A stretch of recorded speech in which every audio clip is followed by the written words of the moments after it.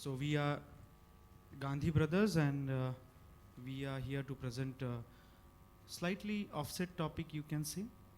It is running a successful private practice in a tier 3 town. So our practice is based in a place called Cluj, which is 160 kilometers from Pune. We practice with our father, who is a general ophthalmologist. My younger brother, he's a vitreoretinal surgeon, and I am into anterior segment. My father is into practice for past 35 years, and I have joined my father in the year 2011, and my brother, he has joined in the 2014. So why this topic? Today the need of the hour is 70% of the Indian population stays in the rural areas. And most of the patients, they have to travel to the urban or metro cities to get better treatment or in search of a better hospital or a tertiary center. So whenever we postgraduates, if we pass out, or whenever we do our fellowships, we try to intend to settle into an urban area in search for a better standards of living.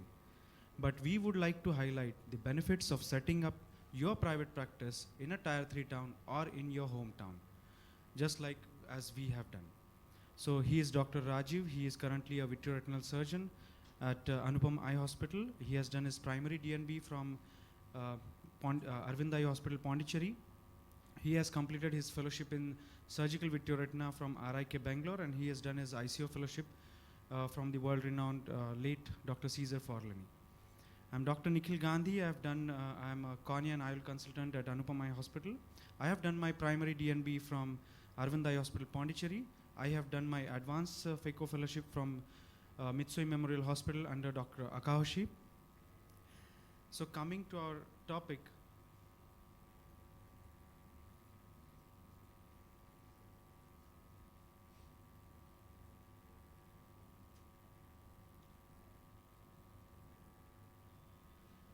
making the right choice, perfect path to your practice.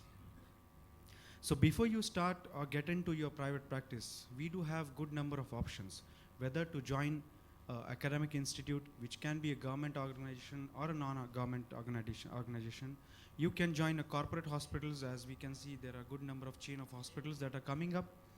You can join a charitable hospital where you can have a good hands-on training on surgically before you enter into your own private clinic, or you can do your further training nationally or internationally. So once you have made your mind that you are going to get into your private practice, you have to have this all the features before you enter into it. You should be hardworking. Basically, it is not something that the corporate hospital has to offer you. It is not a 9 to 5 job. It is something that you might have to start early in the morning at 8 o'clock, and you have to work till 8:30 at night. So you cannot compare yourself with your colleagues who are into 9 to 5 jobs. So you should have the capacity to work hard. With this, you should have a multitasking capacity as well, because there in a private practice, you are the boss. You have to do everything. You have to know everything, right from taking the attendance of your staff till paying them the salary, and also checking whether the patients are getting a proper post-op care or intraoperative what all things are to be needed. Like if you're posted surgeries, you have to see whether the drum has been put well, whether they have done sterilization well. So you should know how to be a multitasker. Along with this, you should know how to handle the stress, because once you're into private practice, there is no one else to handle your if something goes wrong, you should be the person who should be able to handle the stress, and you should not be person to run away from the situation. Like we had a case of endophthalmitis, a case wherein a VIP patient, we placed a multifocal lens, and me and my brother, and he is a VR surgeon, as I said. So the patient came back to us after 3 days, and we were in a situation what to do, how to proceed.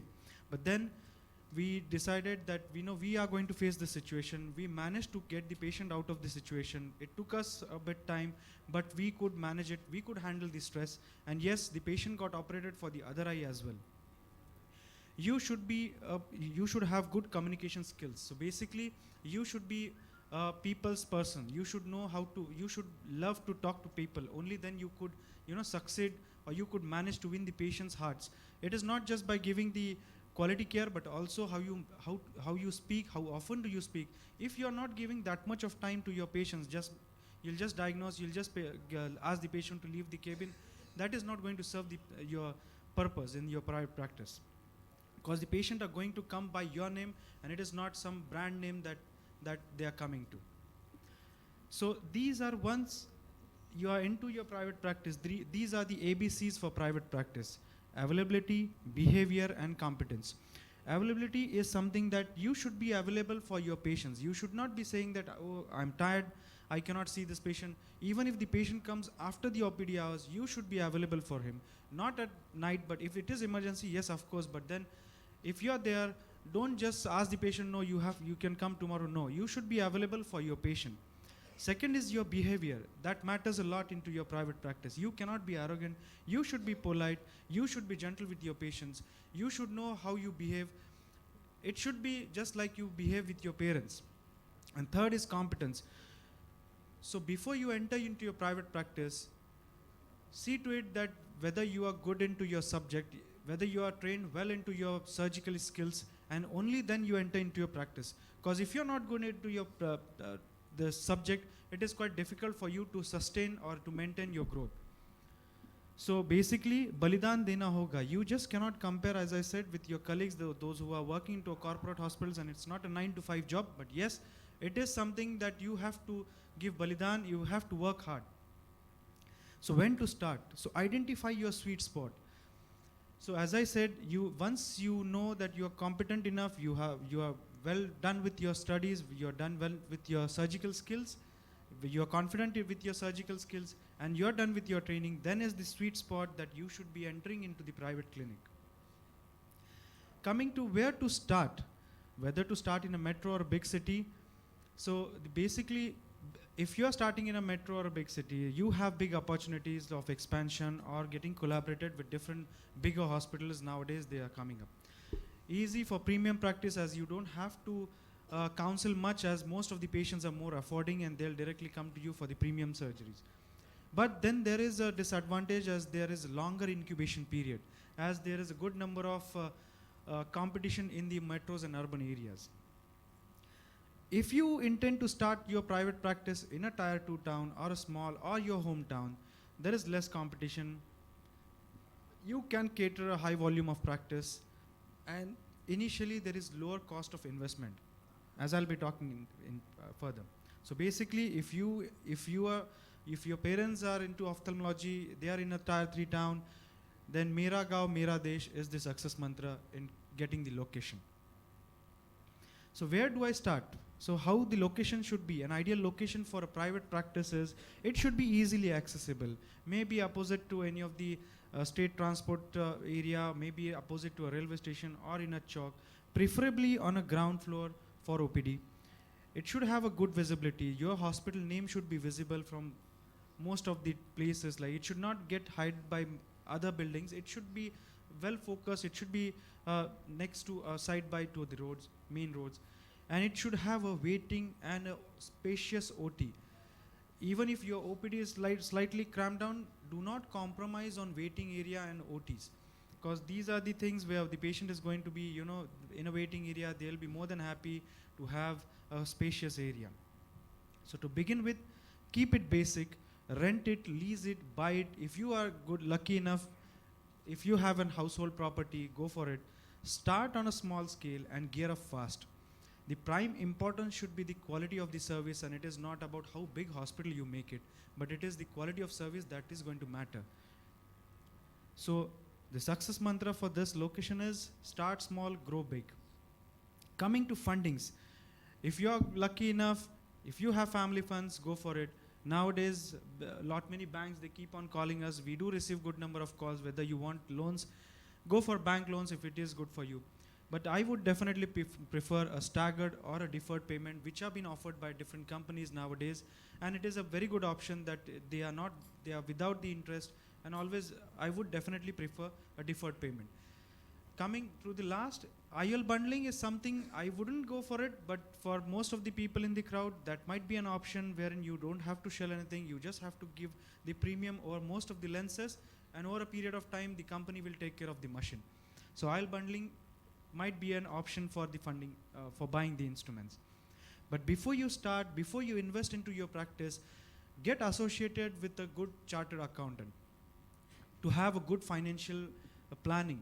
Because if you try to invest too much into your practice in the beginning itself, this might indirectly affect, you will try to extract the amount from your patients, and indirectly that might affect the patients, the way they think about you, that whether you're too expensive for the patients, or maybe you are not that loyal. So your attitude might change in the beginning itself. So I would definitely prefer a good financial planning before you enter into your private practice, or before you start buying the instruments.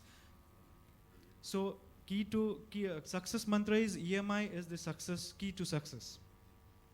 So to begin with, the minimum equipment required. When you are starting your private practice, the OPD should have basic instruments like a slit lamp, a proper slit lamp, a standard slit lamp which would not have recurrent maintenance. Buy a good autorefractive keratometer, buy a good biometer. Do not compromise on these three things. Optional can be a chair unit. Yes, nowadays everybody goes for a chair unit.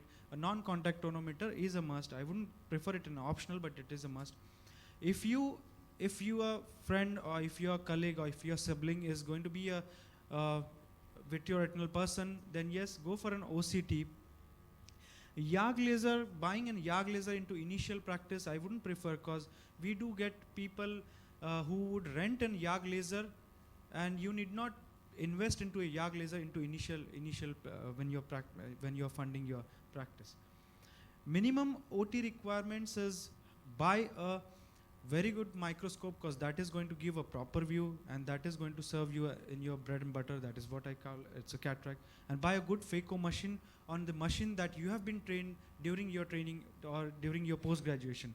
In the initial time, we bought a Hackstreet machine, Hackstreet microscope, which is still working very well. So basically, there's no financial interest, but try to buy a microscope which wouldn't have any maintenance in the future. Optional can be a modular OT with lamellar flow, type C, and vacuum autoclave. So success mantra is do not compromise on phaco machines, microscopes, and a biometer. Building a team. This is mostly we neglect. We try to think that, oh yes, we have done with our post-graduation, we are done with our fellowships, now we can handle everything. No, you are there with your patient only for 5 minutes. The rest of the time is been spent with your staff. So do not do everything by yourself. Try to develop management skills. Try to allocate the work to different people at different staffs. Try to have a counselor, a good counselor who would have a good smile, so that he or she could counsel the patients regarding the drugs, regarding the IOL counselings, or regarding the disease that he has. Recruit competent staff. In the initial days, getting a competent staff in a tier 3 town is very difficult.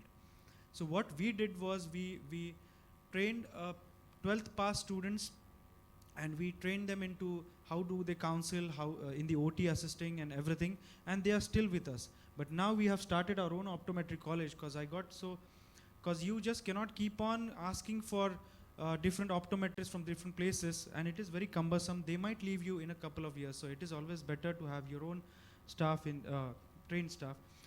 So always train your staff for multitasking.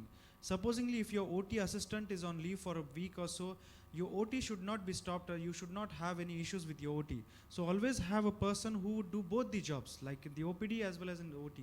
If he or she is not available for 7 days, maybe the other person can take over the assistant. And continuous training your staff is a must, and pay adequate salary, because koi bhi jang khali pet nahi jeeti jati. You should always know this. You just cannot ask the staff, you have to work for 9 hours without, getting paying them adequately. No, you have to take care of them. Only then you will get back from them. So standardizing the system, making protocols is a must once you are entered your practice. Documentation is a must. Monitoring these documentations, because you should always know whether you are growing or whether there is a degrowth into your practice. What we do is every year, every month we do have a monitoring. My receptionist, she will come with the data saying that, sir, last year in the month of February we had this many number of OPD patients.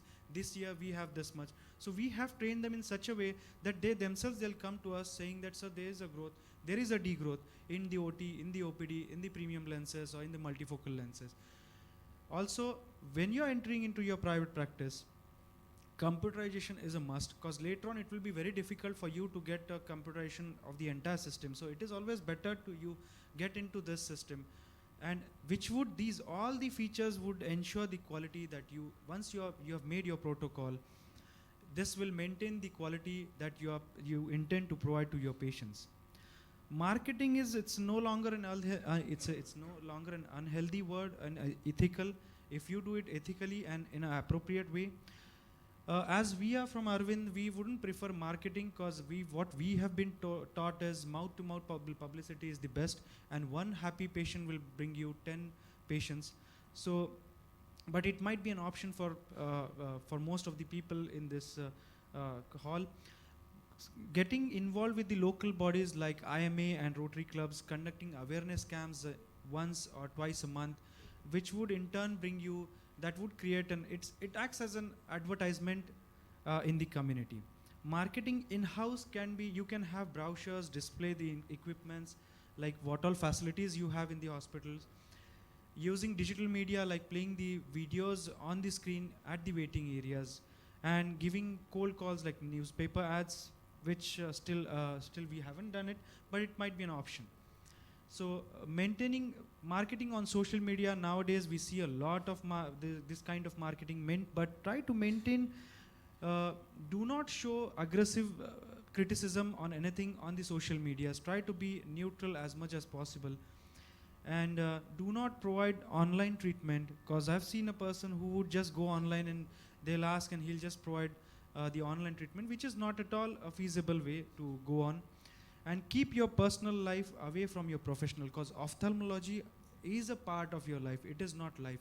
So try to have this ophthalmology and your personal life away from, keep it separate. So the success mantra is, your patient should always feel when he comes to you that apni sari samasya mujhe de do. He should always feel that the doctor wants to say that, we are there for you, we are here to help you. So coming to, I would like to invite Dr. Raji for his next talk.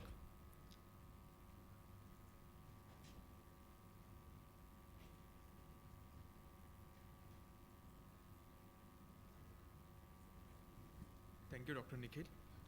I would also like to thank Dr. Lalit Verma and AIOS for providing us the opportunity to present this topic. So I'll be talking on private practice scenario, what are the needs and practice patterns. So this is a non-academic talk. I have no financial interests, and it's my personal point of view. It is not necessary for everyone to agree with my point. So why private practice? Money. So main thing is money. Everybody, of course, if you're doing job somewhere else, your salary will be fixed. In a private practice, as you grow, your income will increase, and you'll have your practice will be growing. Name and fame, yes, of course, as your practice grows, you become famous, and patients will come on your name and not on some other hospital's name. Of course, you can provide a high quality eye care which will give you a highest satisfaction. But always remember, money is a byproduct of good work, and you should not go behind money, but you should always be concerned about the high quality eye care which will give you good satisfaction. But nowadays, in today's scenario, there are a lot of challenges what we face in private practice. Like in urban areas, you have a lot of competition as the concentration of practitioners is more. There are a lot of charitable eye hospitals which have come up, which are doing a good work, but of course, for a private practitioner, due to charity, the number of patients coming might be less. Also, the unreal costs of the real estate. To start a private practice, you have to have a lot of funding to have a big space. That is one of the challenges we face. What we face in a peripheral or a rural areas is a cross-pathy menace. What I personally feel is like, are you Ayurvedic or homeopathy ophthalmologists, they are creating a real menace for real doctors. So as in the previous talk, Dr. Nikhil has mentioned, you should invest the funds judiciously. You should have proper financial planning from the beginning. The location of your hospital, as he has told, should be easily accessible. You should have good and presentable interiors. Your place should be neat, clean and tidy. One thing should be important is there should be no compromise on quality of your instruments. So if you start individual or solo practice, what are the advantages? If you're going solo, the main thing is you're the boss. There's no sharing of income. and also you get 100% benefits of your growth. But going solo also has many disadvantages. Like in the initial, all the investment, whichever it's high, you have to invest it personally. So due to lack of funds, your working may be compromised, the setup might be compromised, and you have to compromise in a small setup. All the risk, whatever the patient's risk and everything risk is on your head, and also there is no security for family in case of any mishap. So why not go for a group practice? Like as my brother has told, we are practicing. It's kind of a group practice, family practice. You can group, if you are anterior segment surgeon, you can find a like-minded person and a like-minded VR person, so you can complete your practice. Or if you are a VR surgeon, you can find someone who is doing anterior segment, and you can have a good group practice.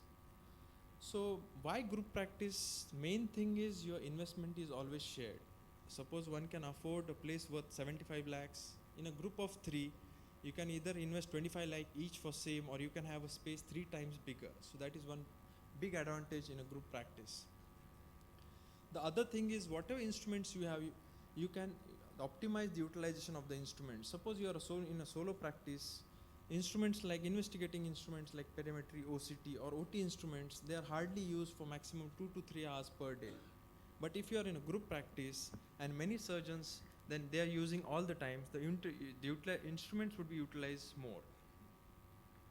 So as there are no financial constraints in a group practice, you can hire more people with a better quality, as the salary also gets divided. As you can hire more people and train staff, because as he has told, the staff comes more in contact with the patients, your practice eventually will grow. You can pay them better than the market, and as you are paying them better, there will be better retention and happy and spirited staff. And you can just remember, a happy and spirited staff definitely will help you improve or increase your practice, or you grow your practice. The other main important thing is, if you are in a group practice, it is a stress buster. Having partners hugely reduces stress of clinical works, particularly in today's world. Even if, like he has mentioned, a case of endophthalmitis, person facing a situation like that alone would be very stressful. But if you have someone who can share, then the stress is always reduced. Even like when we have some difficult cases, it is very easy if it is easy as we discuss and we can solve the problems. Like on table, there are expertise of your partner is available in complications like nucleus drop. The patient can be treated in one sitting. As like he is an anterior segment surgeon, if he is operating a cataract surgery and if by chance there is a nucleus drop, he is calm because he knows that I'll be downstairs waiting. If there is problem, he'll give a call, then I can just come up and just finish the same case in one setting. So patient need not be treated for another day or need not be sent in another hospital for the same thing. So that will reduce a lot of stress. So as you have good instruments, there's partner support encourages one to do better job, then they constantly set the bar higher, and that will improve the quality of work. So good setup will attract more number of paying patients with greater expectations, and that will force you to keep yourself updated and improve yourself. That will also give you a great professional satisfaction. So benefits, what are the benefits of a patient for group practice, from group practice? As the investment is divided and utilization is more, the cost becomes more affordable to the patient, or even we can reduce the cost for the patient who cannot afford. Due to subspecialty development, like if you are in a group practice, someone is glaucoma, someone is retina, someone is cornea, many problems which needed treatment elsewhere can be managed locally, which will be saving inconvenience to the patient and attendants, which would save their working days, money and time. So group practice is to provide quality patient care. As the investment is shared, you'll have good number of instruments, good staff, you can have a better space, get better interiors, there will be a lot of subspecialties and sharing of responsibilities. But there is one main important thing you should be must for good practice is, once you find like-minded people, trust is very important for a group practice. And very important thing is, main thing is financial clarity and integrity. That will keep you together. If there is no financial clarity and integrity, your group practice won't grow and won't last for longer time. So other disadvantages are like once you are in a group practice, your growth will be fast and your body language changes, you become confident, you can enjoy your vacations without worrying about loss of income when you are not in the hospital, and the growth will be rapid. So group practice is not a moral or social obligation. It is not for achieving easy money with minimal investment and having more personal time, but it is for doing a better quality work. It is not a shortcut to success but a means to achieve a broader vision. So too many cooks may spoil the broth, but coordinator performance can be sheer delight.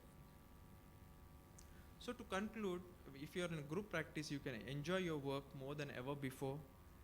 Then you can be much better off professionally, financially, with a great setup, and you can do up-to-date, top-notch work in your field. Thank you.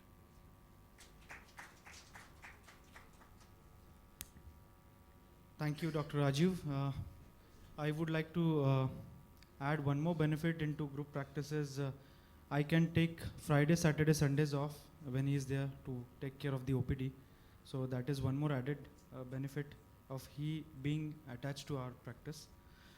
So coming to our last topic, which is growing practice and dealing with the change in the Tier 3 city. So as we all know that there is an increased patient's demand, that everybody wants to have a 6x6 and N6 vision next post-operative day. So we need to keep ourselves updated. Like I started with, when I joined my father, I started my phaco with through a scleral tunnel. Then the next year I did, learned phaco with like clear corneal, and then I shifted to temporal, then I started doing under topical, and that is how I kept myself surgically updated. Third is providing amenities, like whenever, if supposingly I had to go to any of the hospitals, what things I will prefer is a clean, tidy, and non-smelly hospital. It should be spacious, it should be windy, it should have ample light, and the bathroom should be clean. So providing amenities into your private practice is a must. And also, simultaneously, every year you need to upgrade your instruments as well as surgical skills, because you just cannot keep on with the same instruments and you cannot give the quality service in the you cannot meet the patient's demands. So challenges that I faced when I joined my father were in a Tier 3 town was recruiting a trained staff. I would like to share with you something that it's an example like what happened with me. When I joined my father, I got an optometrist. He joined with me, and he had seen my growth, and what he used to do is every 3 months he used to tell me, sir, I want a raise in my salary or else I'm leaving. So by the end of 10 months, his salary was at least 5-folds more than what he used to get it. And ultimately my father, he came to know that it was a kind of blackmailing. My father said, you ask him to leave, and the better he left. But then getting a trained staff is also a big challenge in a Tier 3 town. So now, as I told, we have started our own optometry college, but by that time, we trained our own staff to do all the things. There is nothing that they cannot do. So facing the upcoming challenges, that when I joined, there were hardly few doctors, but when I joined, along with me, few other second generation ophthalmologists, they also joined. So I needed to be ahead of my time. I needed to be more upgraded than updated than rest of my fellow competitors. So I set my systems, I set my protocols. Then it was the brand building. Brand is built by making, giving a quality service and not by making advertisements. So once you know your subject, once you know what you are giving to your patients, the quality will automatically be developed, and this will act as a sort of a brand building, just like Arvind Eye Hospital. And finally was, should I invest? Like whether I am working in a Tier 3 town where the population is around 5 lakhs, 3 to 5 lakhs, and should I be investing so much into my population? But then yes, I would definitely say today, when I'm standing here, I would say that yes, you can invest into a Tier 3 town and you will recur your money. 3 years back, we have invested in one of the most advanced LASIK machines in my town, which was the first in Maharashtra, you can say. And yes, I am able to give the quality service without compromising on the cost that I charge them, or without compromising into my services to the patients. So you should be investing in your hometown. There's no thing that if you know your subject well, you will be able to recur the money as well. So these are the protocols that we have set when I joined. This is something for neuro-ophthalmology. This is for glaucoma. So this is cornea. This is preoperative workup for cataract, wherein you can see there's a area for the systemic illnesses where we just take it for whether he's hypertensive, diabetic. Then there is a column for which eye is he is going to get operated, A scan, K reading, IL, power, then tension and a corrected IOP as well, and sac syringing and a trimming. And we do ask the person in charge to sign below over there whether he or she has done the sac syringing or trimming, just in case if we want to go back and see who has done it. So these are the protocols. This is something that I learned from Arvind, putting up stickers on the on your file, that once the patient gets in, whether he's a left eye, whether he's cardiac, whether he's asthmatic, diabetic, and what all things the patient requires the most. If he's allergic, maybe you can just avoid those allergic drugs. So setting up protocols eases your life, eases your work, and once your practice starts growing, these protocols are going to help you to maintain or to sustain your practice. So growing practice, you have to try to understand the mindset of your population. You just cannot compare yourself with the rest of the doctors that he is charging so and so amount, so even I should go back and I should be charging so and so amount. No. You first try to understand what your population, how much they can afford to, and then you charge accordingly. You just cannot jump in and just charge them. No. Second thing is, you have to show them that whatever surgeries you are doing, it is you should be 100% sure. It should be quality oriented, and then you start charging them or demanding whatever amount you expect. Second is learning from the demographic and geographic map of the town. So this is, I would give you an example from my side. Like when I joined my father, we used to have an OPD of around 30 patients every day, and then an IPD, a cataract surgery of around 20 a month. So as from Arvind, we were used to seeing so many patients, and I had so much of time by the evening or afternoon.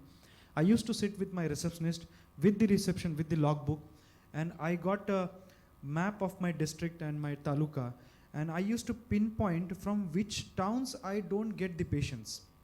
And then what I did was I started giving visits to those towns, and that is how I started getting patients from those towns as well, because I had a good amount of time during that time, and that is how we could grow our practice. Now we see around 170 to 180 patients a day, and around 150 cataract surgeries a month. So getting into community by conducting school screening camps and camps for auto rickshawalas, this is a trick that I learned when I joined my practice. I used to conduct camps for the auto rickshawalas from this area, that area, and trust me, these are the people who are going to get you the patients. If supposedly the patient is coming from the railway station or a state transport area, they are the people who will say, no, you go to this doctor, he is very good.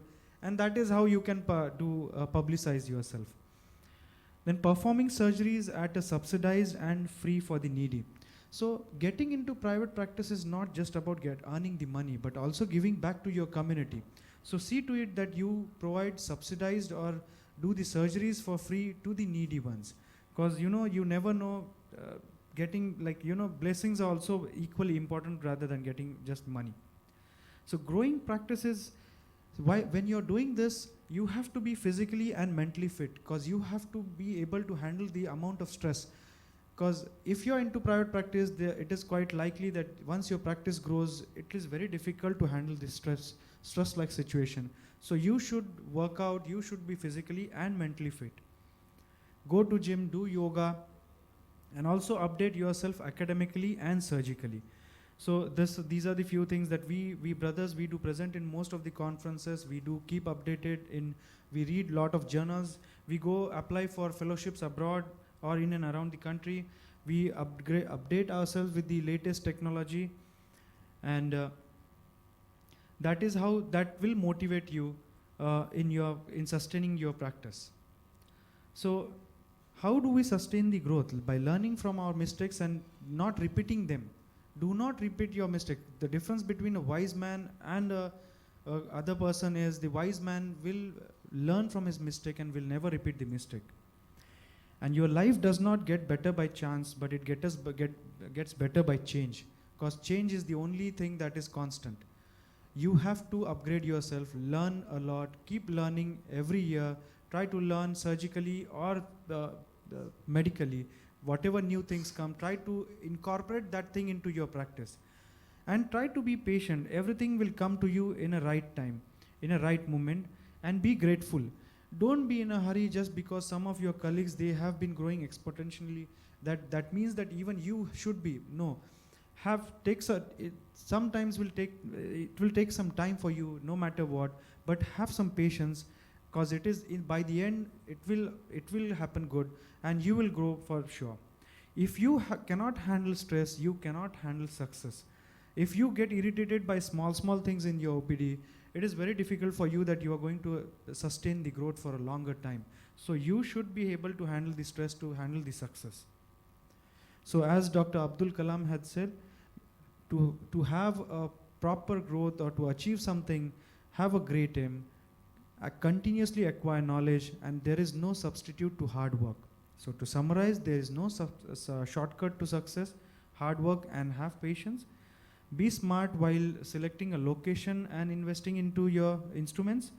Build a good team. And your service should be patient-centric and not a money-centric. Be mentally and physically fit. And by providing service to your home-time people, patients, the level of satisfaction is enormous. I would request most of the postgraduates or most of the upcoming doctors to go and settle into the tier 3 town or a tier 3 town, tier 2 towns, or in your hometowns, because that will give you a different level of satisfaction, and you could achieve a lot. This is our team. This is with my father and my brother. This is the LASIK Center. So we started with this hospital. This was the first photograph being taken in the 1997. This was what my father had built. This was a 4-bedded hospital. And when we joined our father, this is what we have built at the same place. So no goal is impossible provided your efforts are sincere and your thoughts are pure. And as Lord Buddha had said, if you light a lamp for the other, someone else, it will also brighten your path. I would like to acknowledge Dr. Sunil Kasbekar, Dr. Amit Mahajan, Dr. Jagdish Loya, and Dr. Anand Pimpalkar for helping us to make these PowerPoints. Thank you. Any questions, please?